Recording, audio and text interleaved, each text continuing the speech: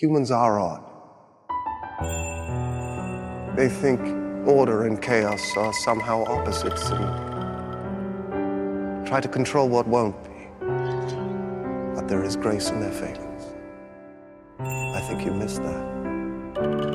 They're doomed. Yes. But a thing isn't beautiful because it lasts. It's a privilege to be among them.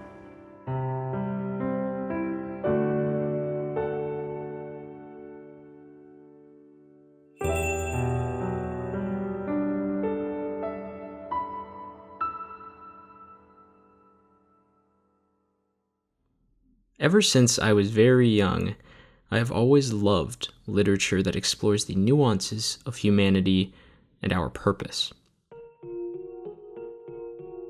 The theme of what defines a human is the face of most alien, cyborg, robot-esque media over the past century, as we must grapple with the fear and acceptance that humans are perhaps not as special or unique as we imagine ourselves to be. When a robot shows emotions, what we consider a staple to humanity, well, what makes a human then? I've always found this introspective questioning to be extremely fascinating, but even more complex than that, I think, is taking the next step and understanding the connection and relationship between humans and life that surrounds us or life that we create, how we act to existences that we don't consider human. The prejudice, the fear, or the appreciation, the wonder at the mystique of life that is unknown. It's a more difficult but far more multifaceted topic. One that is tackled in every episode of a small show called Mushishi. And I don't think there is any length of introduction I can write, quite frankly, that would aptly describe this anime that fundamentally changed my view on life. So instead, let me begin by telling you a story.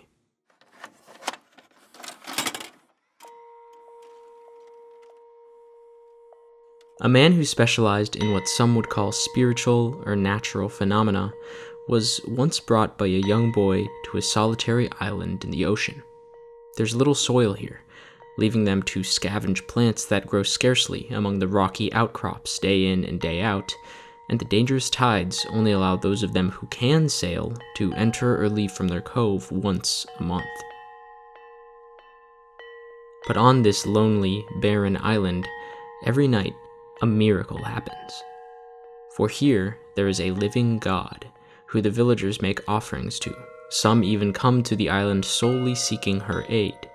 A girl who ages a full lifetime every day, and as she dies, she releases spores that can supposedly heal any illness, while she is reborn anew the next day, like a phoenix from the ashes.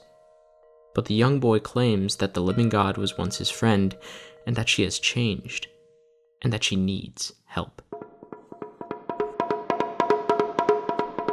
Upon closer inspection of this supposed miracle, the man uncovers that not only are there dozens of others on the island who exhibit the same symptoms as the living god, who have been sectioned off from the main populace, but that the living god herself does not have any healing powers at all. The man discovers that a small, microscopic piece of life itself, even more rudimentary than bacteria or viruses or parasites, something he calls Mushi, is responsible for the symptoms of the living god. The Mushi has a short lifespan of a single day and is born from the spore of a certain flower found on this island. When inhaled, it nestles into the host's nose and syncs their life cycles to the host. Birth and death, and rebirth and death, and rebirth and death, and rebirth and death. Every day.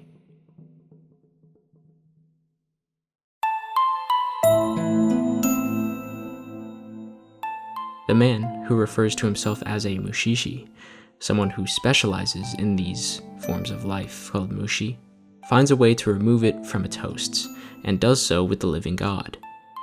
he finds that her father has manipulated the island for years through the hoax of the living god in an attempt to easily take the crops and harvests from other villagers in exchange for nothing. Or nothing but what can be seen as the soul and life of she who is forced to take on the moniker of the living god.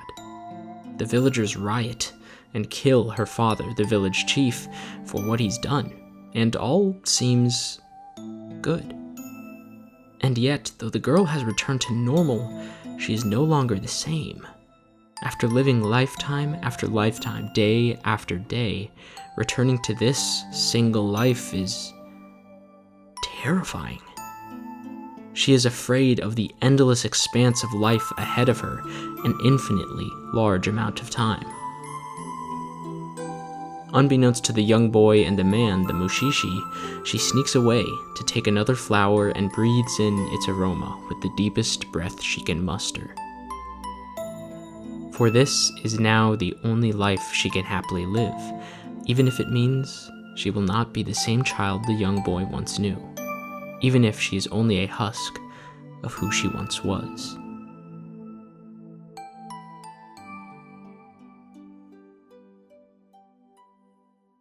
"What was it all for?" asks the boy.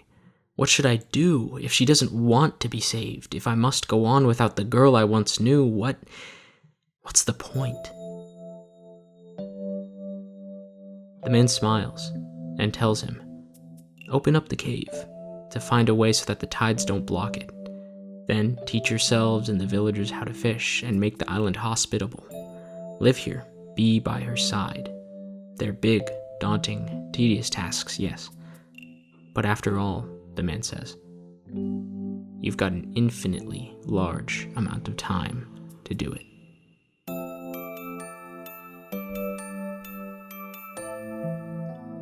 Mushishi depicts an imaginary time in Japan between the Edo and Meiji periods, where ubiquitous creatures called mushi exist, life forms that are far more primitive than animals, plants, even bacteria.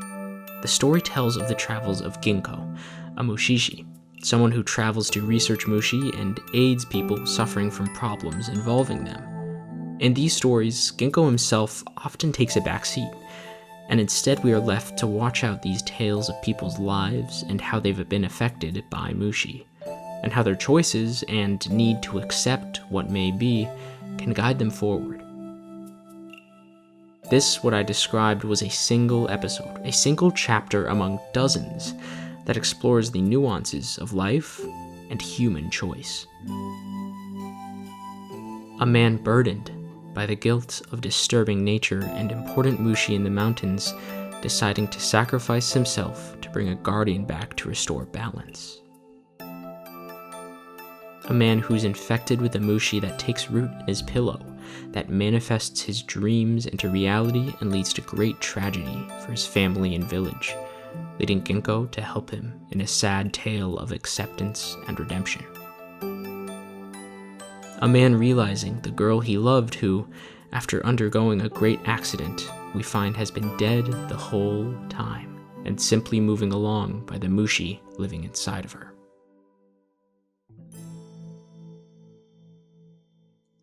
There's no anime out there that has so profoundly changed how I see people, love, coexistence, and our place in the world like Mushishi. It weaves such meaning into the smallest moments in life. Each episode acknowledges different people and ideas, and it teaches patience and respect for life and the process of change.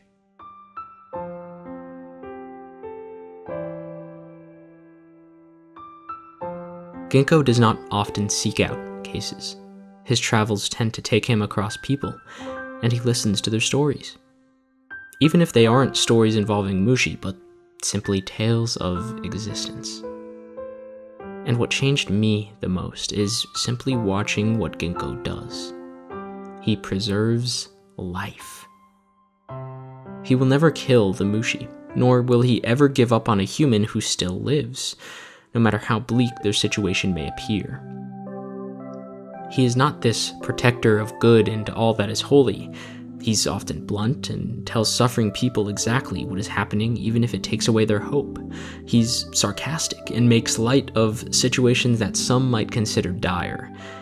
But he will always, no matter what, see the value in the life. He has a blind trust in that things will be okay and that things will work out because you will grow and learn from it. That's life.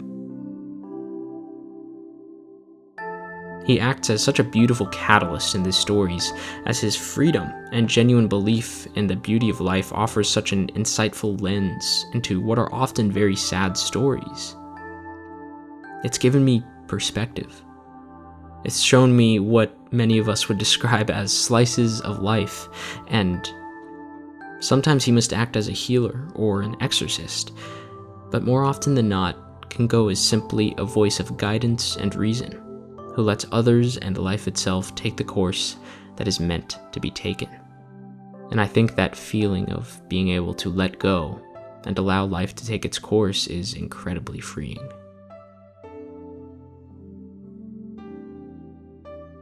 After watching all of Mushishi, I don't think that you'll notice a specific change in how you feel. It ends with the same kind of stories that it begins with. But take a look around, and you might realize that everything you see, the life that surrounds you, looks just a little different than it did before. As always, this has been the Anime Culture Corner. I hope you enjoyed the video. Don't forget to like and subscribe for future in-depth show, manga, and character analyses.